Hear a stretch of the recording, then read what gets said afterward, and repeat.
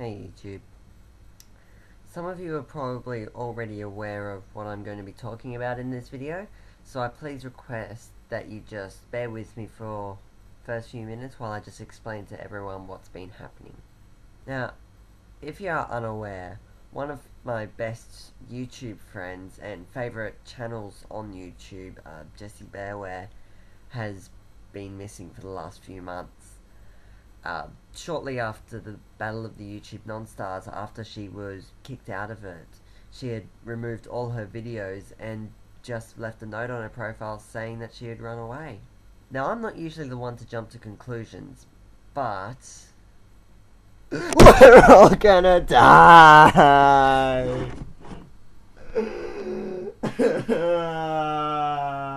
She left about 2 months ago. And it's usually at about that time when people start to get worried about people who they haven't seen in that long. So I'm just basically here to tell you what's been happening with Jessebearwear. Jessie left California to pursue fame and fortune in Hollywood, which also is in California.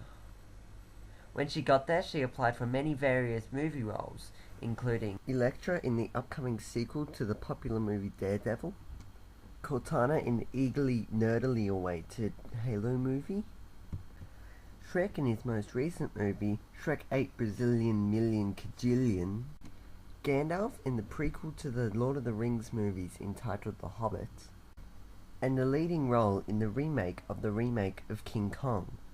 She did not make any of these roles. Thinking she would hit it big in Hollywood, she dined in the most expensive restaurants and quickly declared herself broke. For the next week, she slept in a Walmart store, surviving only on dog biscuits and rat poison. Lucky for her, an adventurous childhood presented her with an immunity to such things 15 years later. When she was discovered by the health inspectors, she was kicked out of the store, which was then closed under the health authorities, who said that it was ridden with huge, human-like vermin. As she was removing herself from the premises, Jessie stole one of the shopping trolleys, which became her new house for the next 2 weeks. Using an old disposed flannelette sheet as a roof, and begging as a means of income, she received many strange looks from passerbys, who claimed that they had never seen a beard quite like hers. When her beard was in full bloom, Jess became famous in the local area. Recognised by the casting crew of The Hobbit, and made it through to become one of the 9 dwarves of Gloin. She spent a further 2 weeks filming her scenes. She lived up this fortnight in style as if she was a celebrity.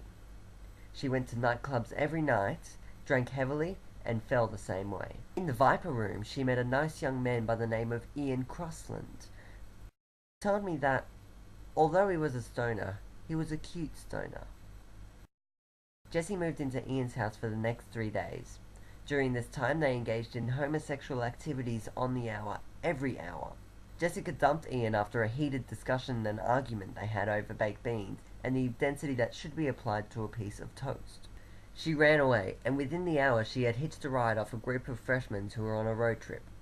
She was dropped off 2 kilometers down the road. She claimed that they had weird fetishes and wanted her to shove things into many orifices in the body which weren't meant to have things shoved into.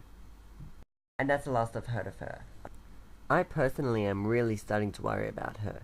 If anyone has any information, please let me know. It would be really appreciated. I'll keep you guys updated.